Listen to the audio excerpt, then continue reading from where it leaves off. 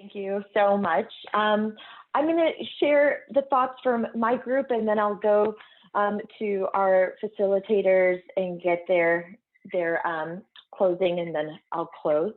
So with our group, I had a wonderful group with such an emotional conversation, and we started about one of our members talking about how he managed data, and he was asked to do something he felt was illegal, and the lack of transparency really was this form of like distrust and insecurities, you know, and how not sharing really hinders us. And also he found that working together and collaborating, you know, is critical for a great outcome because of the diversity. And we had another member that kind of went along with that and talked about how, you know, when you're looking at a macro level and people are looking at macro, one person has the where and the why of where we're going. And then we go to the micro level in an organization of the how, the people who are doing it. How do we do this? And we put it together, and everyone holds a piece of the puzzle, a piece of the information, and together we can move forward with that. And you know, information is needed to see, you know, where we're going to go instead of by chance. We don't want to happen somewhere. We can go intentionally somewhere. And if we become obsessed with hoarding this information and with being in charge, then that's a detriment to health as an individual, because you're so clogged up and you're overworking, and health as an organization and society when we just kind of close off on that. And it's about egoless leadership. And really the sum of our, you know, we all kind of came together when we talked about fear. Hoarding information, not wanting transparency comes from fear, the things that we fear. And when we're looking at it and we're having, you know, to share, what are we afraid of with sharing information? What are we afraid of with sharing our resources for those who have less, especially for those who have, you know, so much? And we talked about how instantly when we talk about information and access and all of these social justice issues, we immediately go to how do we empower those with less? But we also have to really think about how we empower those who have more, to embrace their humanity and let go of the fear that maybe they were taught to hoard and to give, not to give to people. And so how can we take little steps to do that? And we had great examples of cajoling members, friends and family to give to the less fortunate, getting information out there, using the time that we have when maybe someone else doesn't have time to research, that we would research for them, and to keep an open mind and to constantly work on what are we afraid of and how can we move past that? What would we have to lose? So I just want to thank my team again. I hope I encompassed our lovely thoughts, and I will turn it over to our other facilitator. And I'm so sorry I don't have that list, but I'm assuming Miss Natalie Bornia. I thought you might have come my way, having climbed the bridge.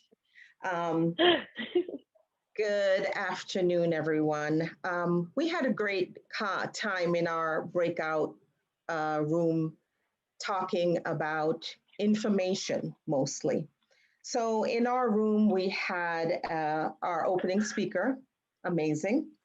We also had a native New Yorker who shared that growing up in her household, the focus was not really on politics. It was more on religion and faith. But coming into adulthood and just recognizing the urgency and the importance of our work, this generation and others, in politics, so that we can salvage and not lose some of the great things that have been created for us, is so important. And so her reality is, at this time, we need to go harder and just keep going. We also had a graduate student in our group who actually is not able to vote, but she actually said, I am comforted because she has been having great conversations with her peers, some of whom have the right to vote, and she's encouraged them to exercise it. And so through them, she is feeling like, I am making a difference because I can do something. And the something I can do is to talk about how I feel, what's important, share information so that we are all on the same page. We had another individual in our group who is an esteemed scientist, very knowledgeable, very seasoned, who rightly pointed out that we are in a state of information overload. There is so much information. And within that great information is a lot of fake news. Because think about it, any kind of information in and of itself is imperfect. There are extremes. Nothing is absolute. The difference is how we process it, how much we go below the surface to validate and ensure that we understand, because knowledge does not equal understanding. But what we are seeing is there's so many platforms that we would consider legitimate that have adapted and have pushed out and massaged this disinformation, so that sometimes it's hard to tell the difference between, well, is that right or not? And we find some of the most educated people, professionals, seem to be speaking information in a way that is completely foreign to us. And it's frightening sometimes the way information is used. So there is just, we talked about the importance of really seeking the truth. And someone also said in our group, recognize that the truth is sometimes selective, because even the most legitimate of news agencies will report the news at a certain slant, because they know the environment they're in leads them to be selective in the way they share news. So our reality is really, we can't live in a bubble. We really need to socialize the way we're doing now. We need to have conversations as adults, taking in information and not just running with it, but making sure that we're moving from that singular lens to the multidimensional, multicultural lens, having conversations and not just staying in our lane, because the environment we're in influences the way we think, influences what we hear, what we say, how we act. And really, in 2020, as the opening speaker said, we have so much access. There's so many barriers that have been removed, yet there are a lot of untruths that reside in the information that we take in. We also touched on voter suppression, which is a stark reality that cannot be denied. Voter, protections were rolled back in 2013. 2013 was just like yesterday, 2013 yesterday. 2013, voter protection laws were rolled back because they were deemed by conservatives to not be necessary.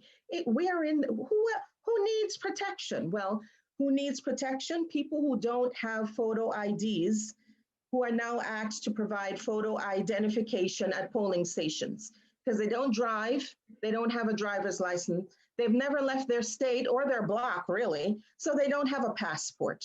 So the reality that some people do not have photo IDs is real, especially in underserved communities.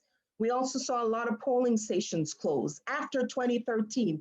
Think about it. When did we start to see these lines wrapping around buildings of people waiting and waiting and waiting to vote? Why? Polling stations were closed. So when you hear voter suppression, when you hear certain terminology, don't discount it.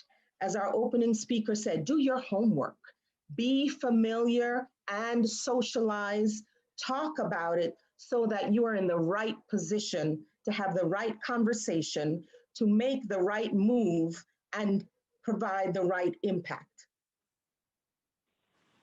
Thank you so much, Natalie. Yes, to so much of that. Just yes, yes, yes. I love it. Thank you so much. Dr. Clifton?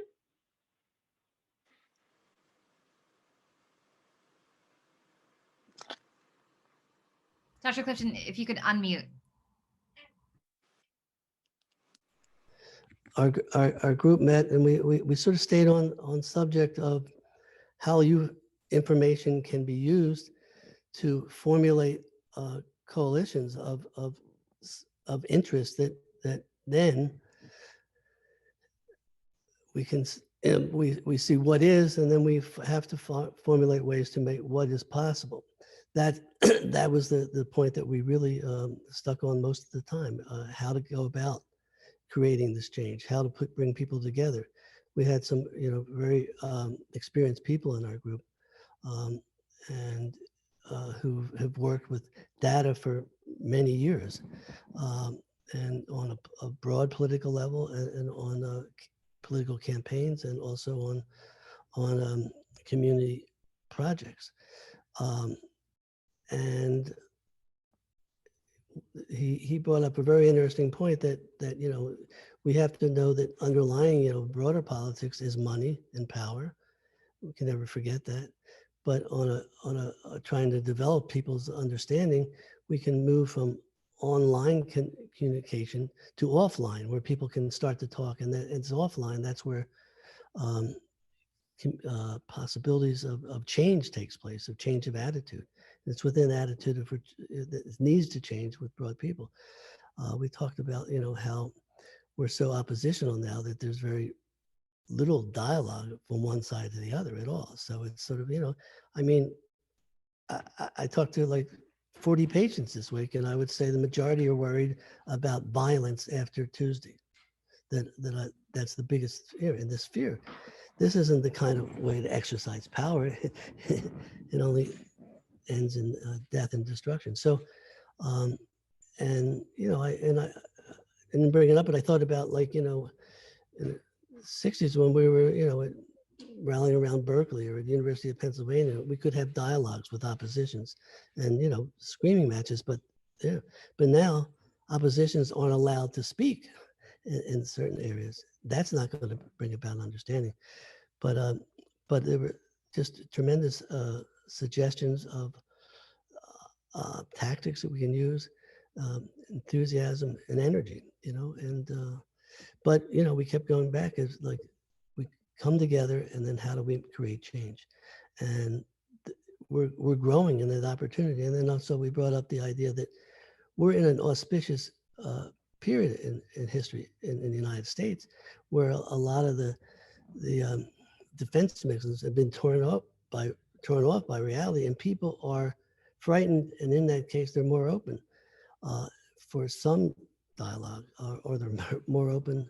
A patient of mine, I'm upstate today, went to Walmart to buy bullets last weekend, and they were all sold out, which is that never happens. I'm not doing it to create fear, but it was just a fact, an anecdote. That's that.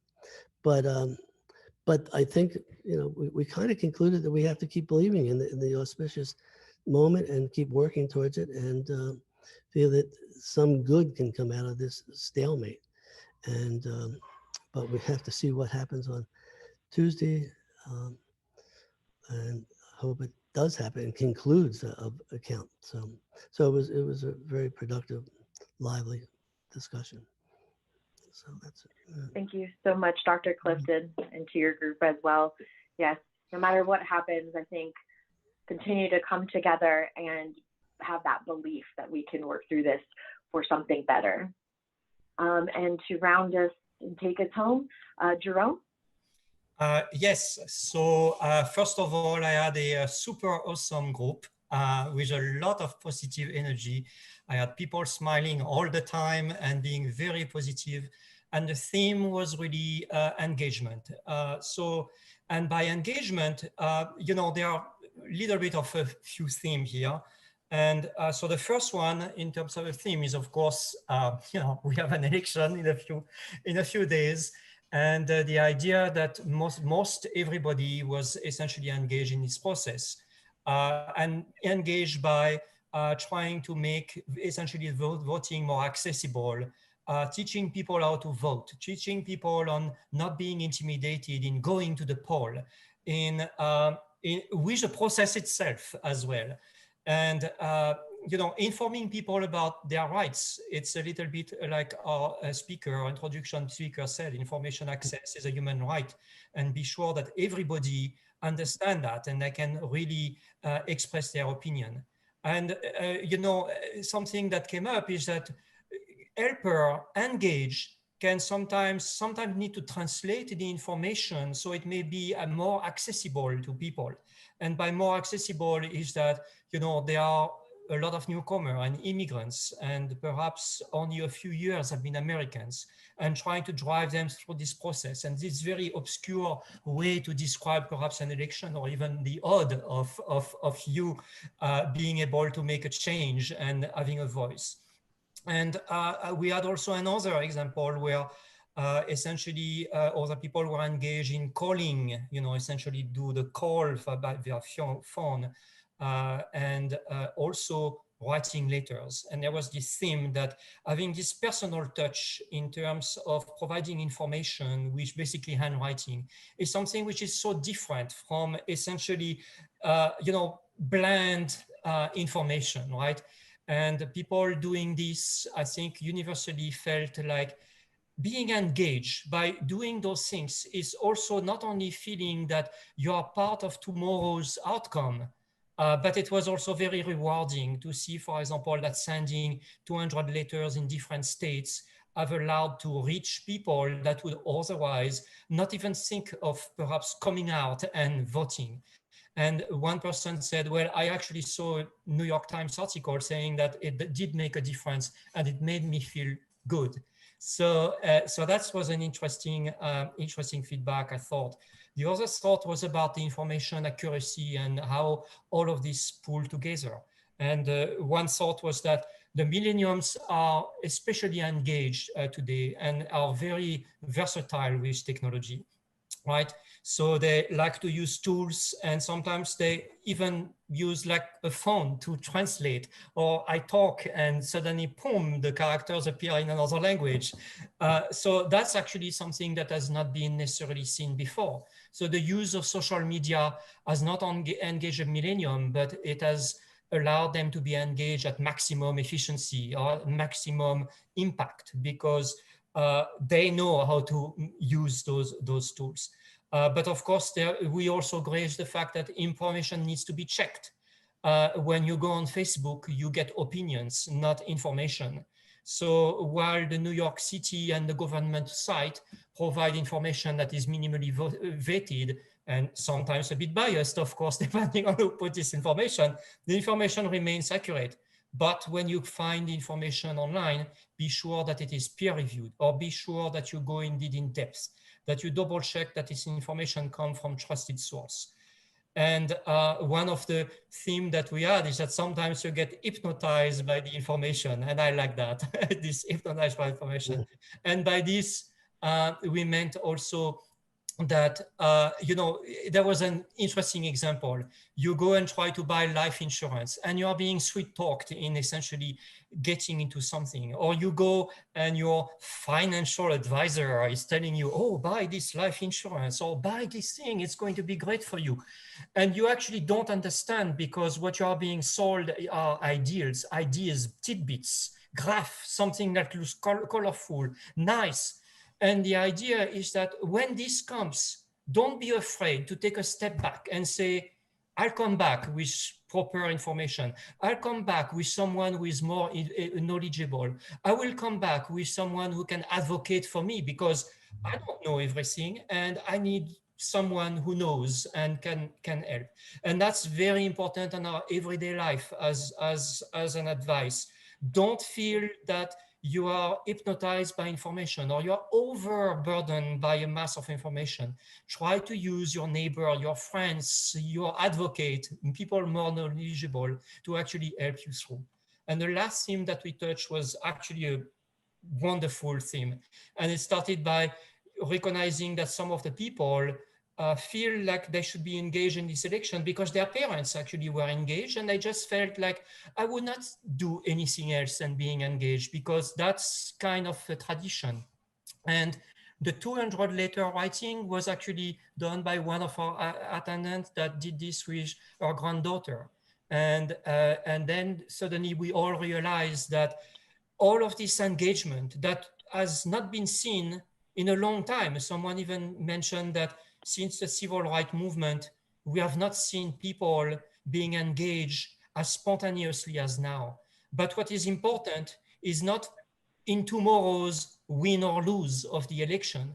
What is important is that the young generation was engaged. A lot of people were engaged. And there was a totally rise up from the ground up of an awareness of the issue and that and how important it is for the youngster to be actually not only engaged, but carry the torch later. The same way that one of the attendants said, my parents were engaged, I am engaged. Today, people were engaged. They brought their son, daughter, granddaughter, grandson, and they are the hope for tomorrow. And we end it by thinking that taking a step back and looking at all of that and that engagement and this engagement of the youngster, we need to also see all of this movement as a lot of positive energy. And that's, we started with a smiling group and a positive group, and we ended with this message of positiveness. Thank you so much, Jerome. You guys really dug into that and a lot of positivity there. I love all the themes that your group developed and all the groups. So I'm going to share my closing thoughts on this, and a lot of it kind of surmises what we had already talked about. But as Albert Einstein once said, information is not knowledge. Information is the raw data. Knowledge is the processing of this data, and change is the action taken based on the process of the data, for lack of a better analogy. That's how I kind of think about information that leads to knowledge that leads to action. So if knowledge is power because it is a connector between information and action, so that means the lack of knowledge is removing power from ourselves and people in general. Like we said, we log onto our computers and we're inundated with information. It can be so overwhelming and we can't process all of it to knowledge. So then what happens is we become stagnant in our growth individually and in turn as a community. And it really reminds me of a technique of corporate law and how they deal with individuals, lawsuits, whatever. They bury the small guy in paperwork until they give up or run out of money. Because 95% of that paperwork, AKA information, is irrelevant. And the important information is not easily accessible when you have a mountain to dig through. But information is critical because we don't know what we don't know. So to turn information into knowledge, we need to give ourselves space to process the information. How you can give yourself space is recognizing that you don't have to think about all the problems all at once. You know, pick something that is on your heart or affecting you or your loved ones. Give yourself permission to not take in all the information. Ask questions to try to get to the root of what you should be spending your time uncovering or working on. Questions I have discovered in my work is the biggest tool in our toolbox. And then, so we got the information, and then now we have knowledge. You have the power. What do you do with that? You act. And acting doesn't look like a feel-good movie montage. You're not expected to change the world in one day or to do it by yourself. Small steps are action. Invite people to join a CTD event. Post about it. We had a couple of our facilitators mention that dialogue is important. So spreading the words about coalitions or platforms like CTD is very important because dialogue with people will lead to more information, lead to more knowledge, lead to more power. You can donate, you can connect with others who are trying to make a change, etc. Small steps are the building blocks of massive change. Knowledge is power is a term referred to typically with education, but education is a place in our society that gets the most budget cuts and is often overlooked. Why? Because knowledge is power. And if we control who gets access, then we can control who to oppress. So knowledge is power, and it is our responsibility as individuals to claim that power because it will not be given to us. Thank you so much for joining. Thank you.